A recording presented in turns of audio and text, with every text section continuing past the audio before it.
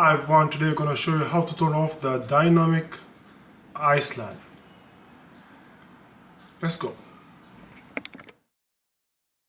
Swipe from the right to the left over the dynamic Iceland to hide anything that's currently displayed, including the now playing off.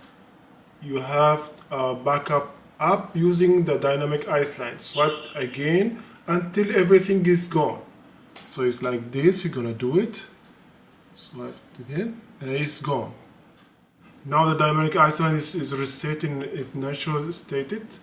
If you take a screenshot and send device without a dynamic Iceland, it will be completely blank where you see the blank pill shape area near to the top of the screen.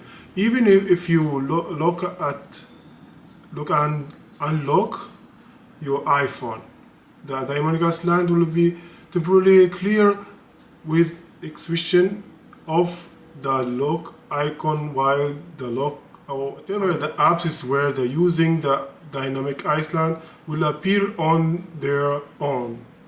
If you wish to bring them back, normally swipe from the left to the right.